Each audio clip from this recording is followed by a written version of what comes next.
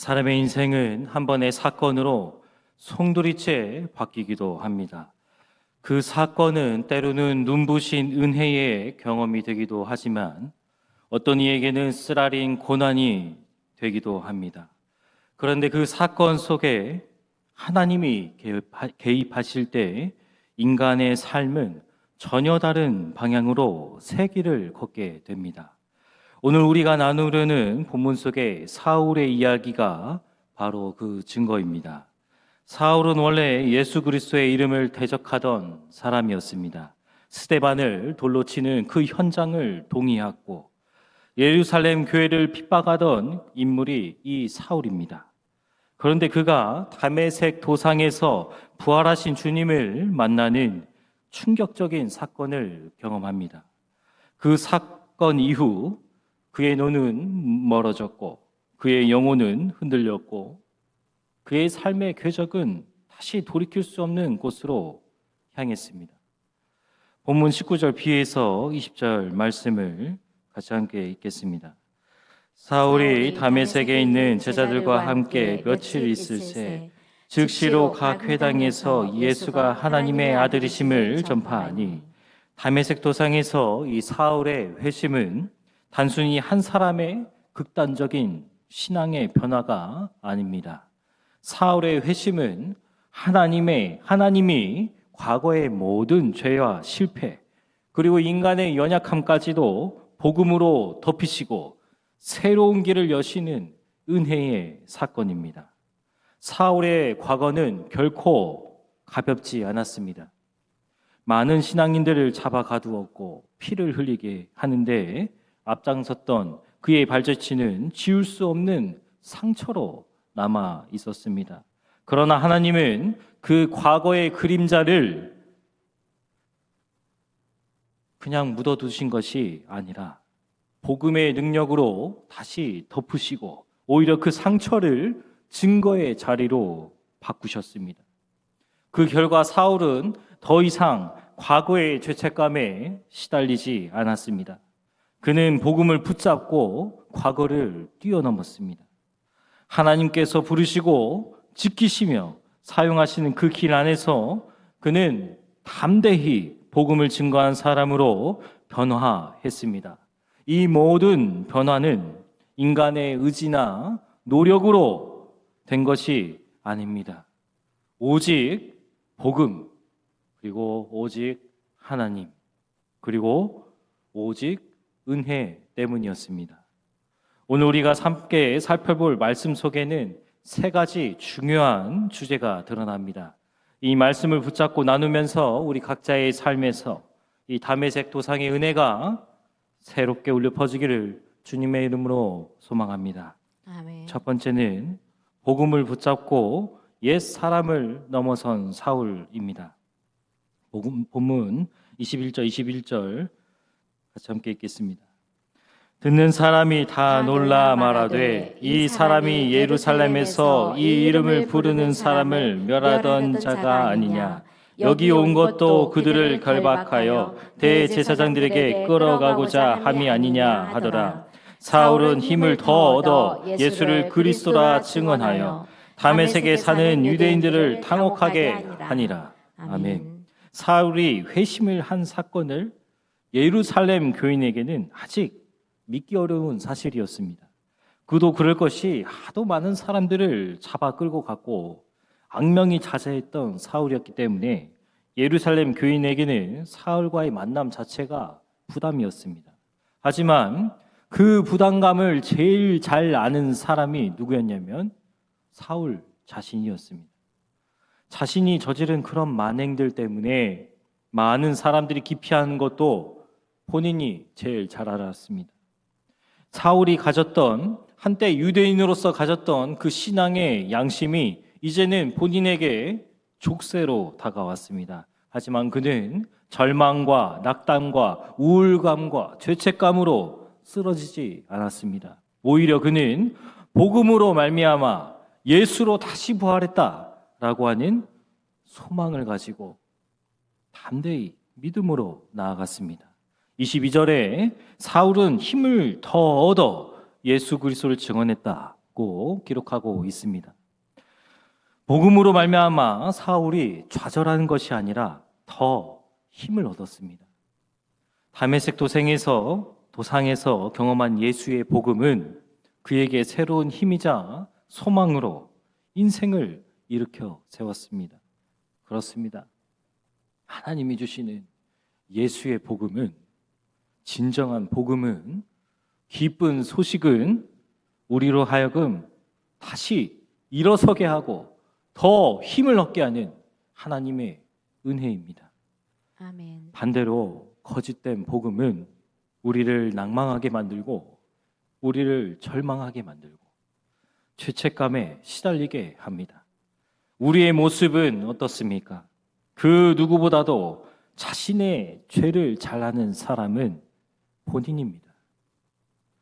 마음으로 지은 죄, 행동으로 지은 죄, 말로써 지은 죄, 이 모든 것의 의도와 목적은 남이 아니라 내 자신이 제일 잘 압니다. 남이 뭐라고 해도 남이 보이는 것으로 판단하고 생각하는 것일 뿐, 하나님 앞에서 내 자신이 어떤 모습일까는 본인이 제일 잘 압니다. 하나님 앞에서 내 자신이 바로 서겠다는 그 신앙과 의지의 생각은 오직 주님과 나만이 관계하는 신앙입니다.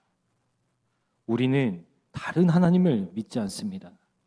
여호와 하나님, 스스로 계시는 하나님을 신앙하고 추앙하고 믿음으로 그 신앙을 쌓아가는 사람들입니다. 바로 사울과 같은 복음으로 새롭게, 담대하게 다시 우리는 나아갈 수 있습니다. 하지만 오늘 본문에서 나오는 예루살렘 교회는 사울을 그런 사람으로 보기보다는 우선은 의심하고 눈초리를 쉽사리 제어하지 못했습니다. 하지만 주님이 주신 복음이 우리 안에 확고하게 있고 바울이 말한 믿음과 부활의 소망이 내 신앙에 꽉 채워져 있다고 하면은 그것은 아무 문제도 될 수가 없습니다. 교회를 다니다 보면 목사, 권사, 장로, 집사 다 할 것 없이 다 주님 앞에 죄인이었습니다. 어느 때면 아직도 옛사람의 기질을 벗어버리지 못한 모습으로 이웃에게 상처를 주곤 합니다. 그럼에도 불구하고 우리 주님께서는 오늘 말씀하십니다. 내 복음을 받아 더 힘차게, 더 힘을 내서 더 담대하게 나를 증언하라. 예루살렘 교인이 보기에는 사울의 행태가 못 믿었고 가증스럽고 천박하게 볼 수도 있었습니다. 우리의 모습도 마찬가지입니다. 이런저런 사람의 과거의 모습을 알게 되면 저렇게 죄 많은 사람이 어떻게 목사가 되나? 저렇게 살았던 사람이 어떻게 장로가 되나? 이렇게 생각하는 것이 사람의 시선으로는 당연합니다. 그럴 수도 있습니다. 하지만 복음의 관점으로 보면은 그것은 새로운 하나님의 섭리를 자신의 생각으로 갈무리하는 교만과도 같습니다.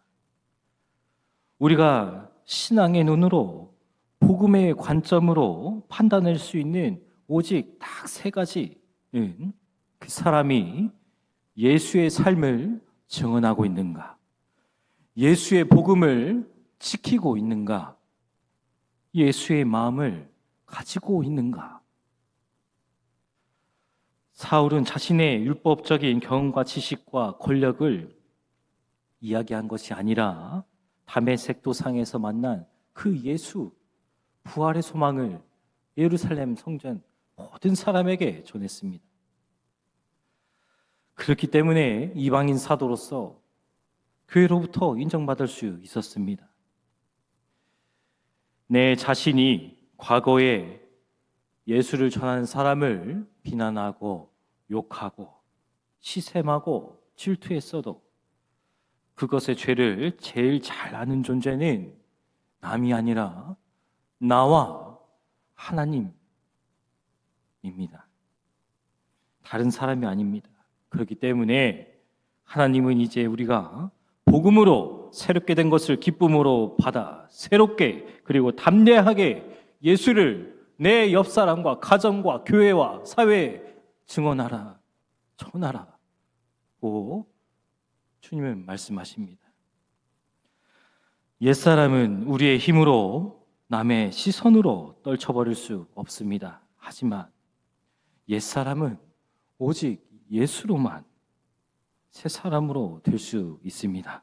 아멘. 부활의 소망을 담아 믿음으로 담대함으로 복음과 함께 예수를 전하는 그런 하나님의 자녀가 다 되시기를 주님의 이름으로 기원합니다. 아멘. 두 번째는 주님은 복음의 사람을 지킨다입니다. 본문 23절, 25절 말씀 같이 함께 읽겠습니다.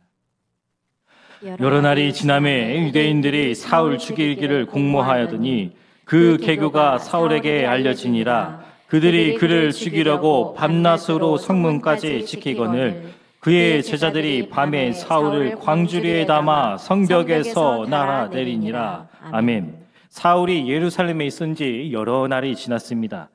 예루살렘에 있던 두 부류는 하나는 그리스도인 그리고 또 하나는 유대인이었습니다. 그리스도인은 의심과 의혹의 눈초리로 사울을 바라보았다면 유대인은 사울이 그야말로 배신자였습니다. 분노가 차올랐고 어떻게 하면 저럴 수가 있을까? 그들의 마음속에는 지옥이 펼쳐지고 있었습니다.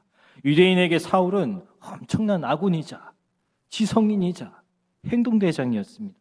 그랬던 그가 배신하고 예수를 전한다니 기가 찰 노릇이었습니다. 결국 유대인들은 사울을 죽이기로 결심합니다. 그런데 신기한 것은 어떠한 방법으로 사울에게 그 사실이 알려졌는가는 성경이 기록하고 있지는 않지만 성경은 사울이 살았다라고 기록합니다.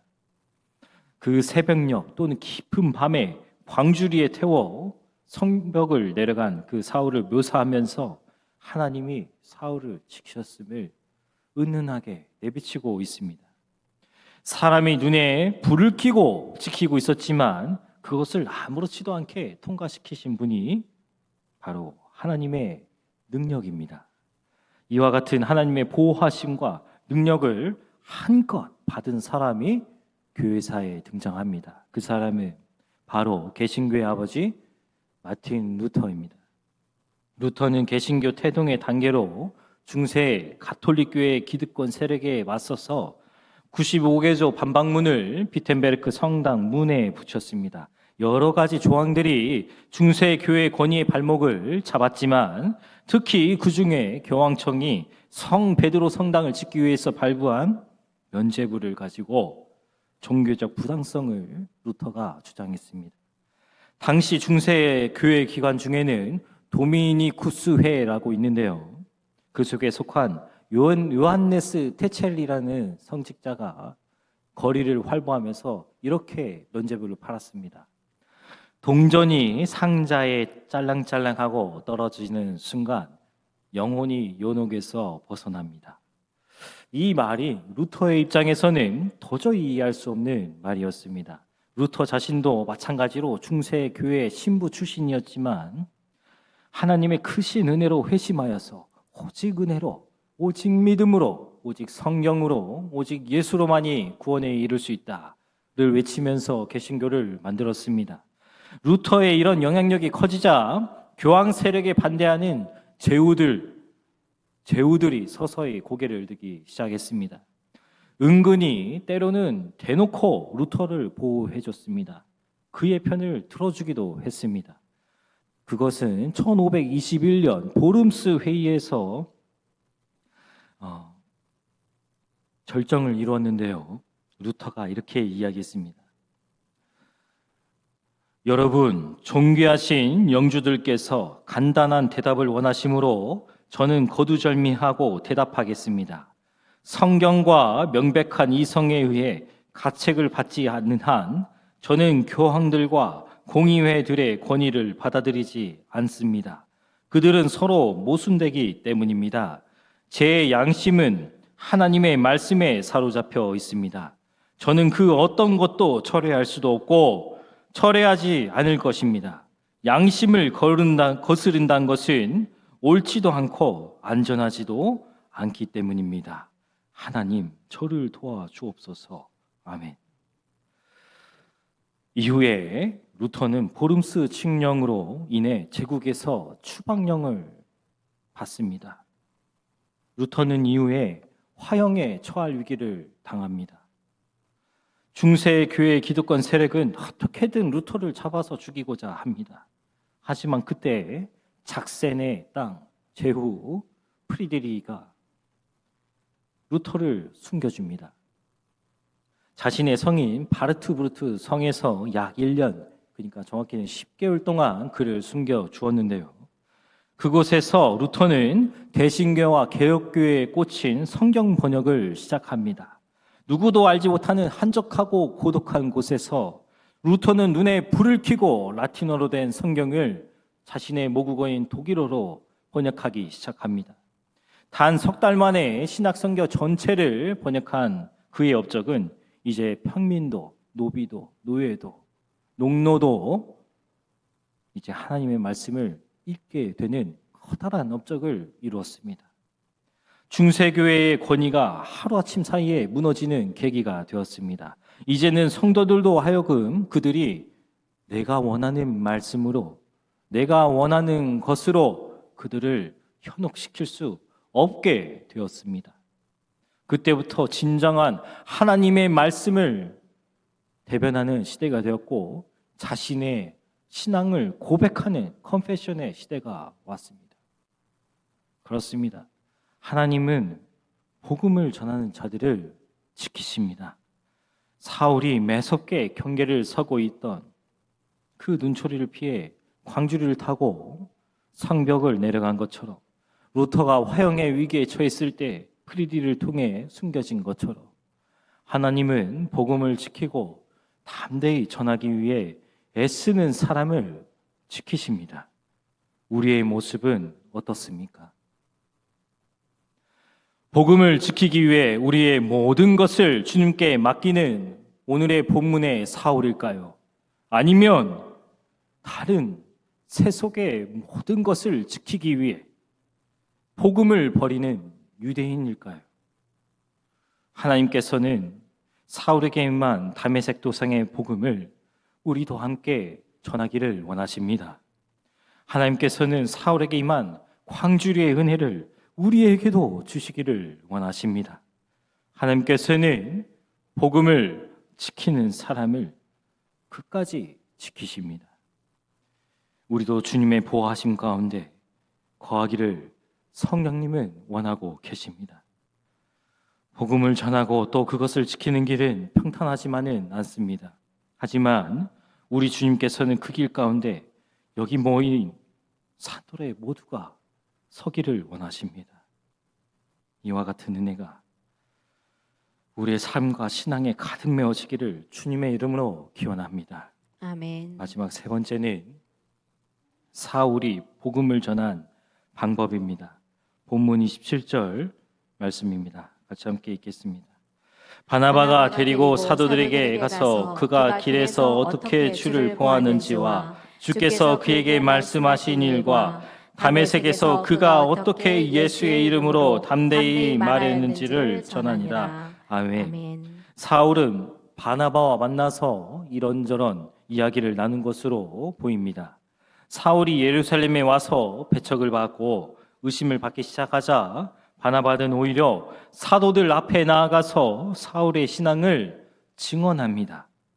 그 과정 중에서 사울이 다메섹 도상에서 복음을 전한 이 세 가지 방법을 이야기합니다. 첫 번째가 그가 길에서 어떻게 주를 보았는지 전합니다. 사울에게는 예수의 환상이 임했었습니다. 어찌나 밝고이던지 그의 눈이 멀 정도였습니다.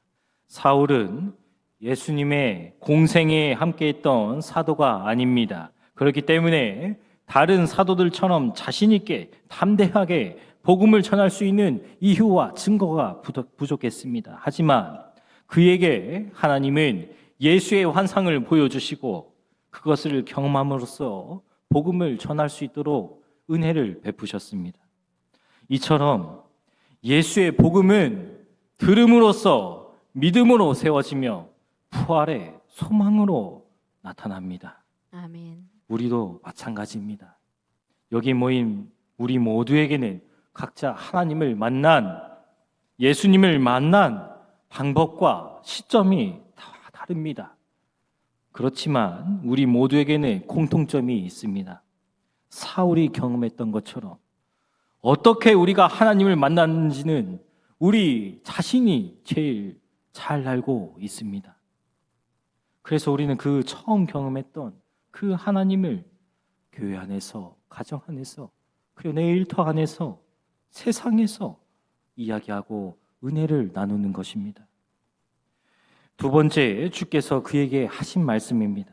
사울은 환상 속에서 예수님의 말씀을, 음성을 듣습니다. 나는 내가 핍박하는 예수라. 사울은 그 순간 회개의 눈물을 흘립니다. 주 앞에 엎드려 기도합니다. 우리도 하나님을 만날 때의 그 기억 속에 주님의 음성이 똑똑히 새겨져 있습니다.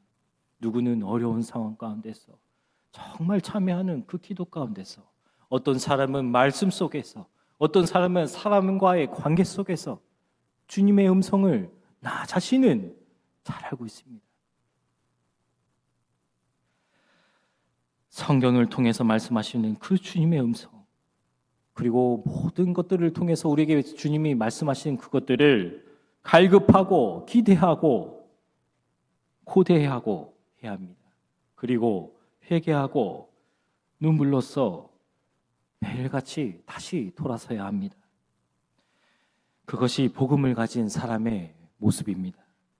세 번째, 사울은 예수의 이름으로 담대히 전했습니다. 당연한 말이지만 복음으로 심령을 꽉 채운 사람은 세상 속에서 다른 이야기보다 예수의 이야기, 하나님의 말씀의 이야기, 교회의 거룩함의 이야기를 합니다. 사울은 다메섹 도상에서 그렇게 예수의 이름을 전하고 다녔습니다. 그렇습니다. 사울은 예수를 어떻게 보았는지, 그리고 어떻게 주님의 말씀을 들었는지, 그 마지막으로 어떻게 예수의 이름을 전했는지 다메섹 도상에서, 예루살렘에서 담대히 외쳤습니다. 우리도 마찬가지입니다.